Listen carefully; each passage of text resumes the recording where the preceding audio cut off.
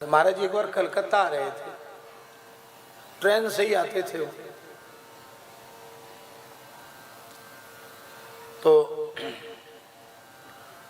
Train उधर मुगल सराय होके train इधर कलकत्ता थी। तो मुगल सराय में कोई शास्त्री जी ट्रेन में चढ़े, उनका भी रिजर्वेशन था। उनके एक मित्र पहले से एक सीट पर थे, वो बनारस से आए होंगे, मुगल सराय से ट्रेन पकड़ी उन्होंने। तो उन दोनों का पास ही पास में सीट थी, महाराज जी की एक तरफ सीट थी। तो जो बनारस वाले जो उनके मित्र थे, उन्होंने जो मुगल सराय से जो पंडित जी चढ़े थे, उनके लिए उन्होंने पान का डिब्बा खोला और कहा कि पान लो, तांबूल पान खा। बनारस के लोग पान खाने के बड़े शौकीन भी होते हैं, वहाँ के पंडित लोग भी पान खूब खाते हैं। तो जैसे ही पान दिया तो उन्होंने ऐसे स्पर्श किया और कहा आज एकादशी है, हम पान नहीं खाएं, क्योंकि व्रत में पान वर्जित है। तो उन्होंने कहा कि अरे आप तो हमारे सहपाठी हो, हमने तो आपको कभी एकादशी करते देखा नहीं, आप एकादशी क्यों करने लगे?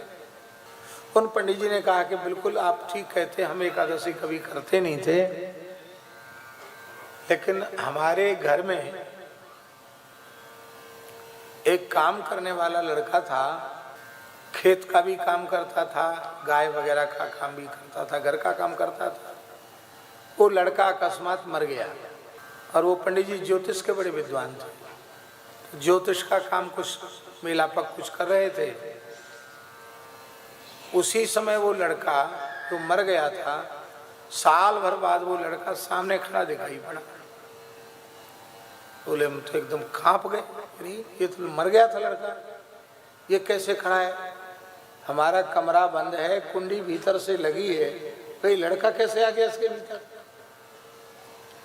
तो मुझे डर लगा। तो उस लड़के ने कहा पंडित जी डरो मत, मैं आपके घर में काम करने वाला अमुक हूँ। बोले अब पहचान तो गया, लेकिन तुम तो मर गए थे, अब कैसे आ गए? उसने कहा मैं मर के जमदूत बन गया हूँ। तो उन्होंने कहा कि जमदूत का तो वैसा रूप होता नहीं।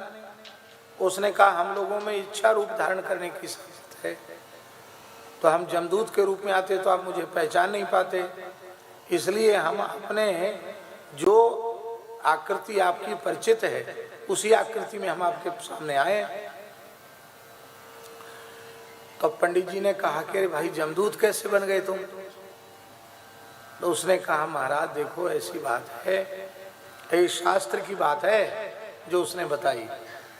जो 100 चक्कर यमलोक के लगा लेता है उसको जमदूत बना दिया जाता है, क्योंकि भगवान बार बार जीव को कल्याण का अवसर देते, मनुष्य जन्म देते हैं और वो फिर पाप कर्म करके नरक जाए, फिर नरक की यातना भोग के 84 के चक्कर में पड़े, फिर भगवान कृपा करके मनुष्य बनाए, फिर नरक जाए। ऐसी बार बार भगवान अवसर देते हैं और बार बार वो नरकों में जाता है।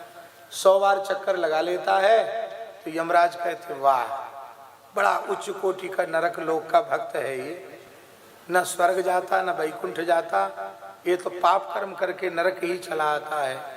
तो सब नरकों में भोगा है इसने कष्ट, इसको पता है अलग से ट्रेनिंग नहीं देनी पड़ेगी, तो उसको जो है नरक में जमदूत बना दिया जाता है। जमदूत बनने की भी सुविधा प्राप्त है, आप चाहो देवता बन सकते हो, दैत्य बन सकते हो, जमदूत बन सकते हो, भगवान के पार्षद बन सकते हो, आपकी इच्छा है। यही है भगवान का जीव पर अनुग्रह कि उसको कर्म की स्वतंत्रता भगवान ने दे रखी है और सत्कर्म का अनुष्ठान करे, इसके लिए भगवान ने वेदादि शास्त्रों को दिया है, विवेक को दिया है, सत और असत का विचार करने का में समर्थ बुद्धि भगवान ने प्रदान की है। ये भगवान का अनुग्रह है, इसलिए हम लोगों को सत्कर्म का ही अनुष्ठान करना चाहिए। तो उसने कहा महाराज जमदूत बना दिया गया हूँ। आपके गांव का अमुक व्यक्ति है, आपका जजमान है, उसके उसी व्यक्ति को लेने आया हूं मैं। उन्होंने कहा कि वो तो अपने पुत्र के विवाह का शोधन करा के गया है आज। बोले उसके शोधन कराने से क्या हो गया, आज उसकी मृत्यु है।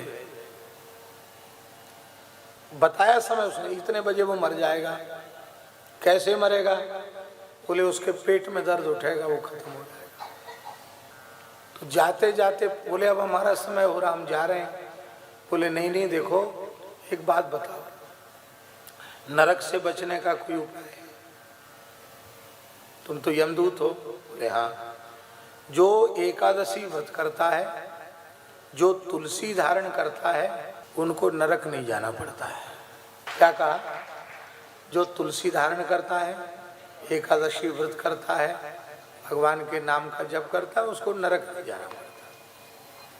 उससे कोई दोष पाप बन जाए तो भगवान उसको जैसे चाहे भुगताएंगे, उसको नरक नहीं जाना पड़ता। इसके बाद जिस व्यक्ति को बात उसने बताई थी वो मर गया, और पंडित जी बोले कि हमने अपने पूरे परिवार के लोगों को तुलसी धारण करा दी, और अब मैं एकादशी का प्रचार करता हूँ, भाई एकादशी करो, कीर्तन करो, और एकादशी नरक से बचाने वाली।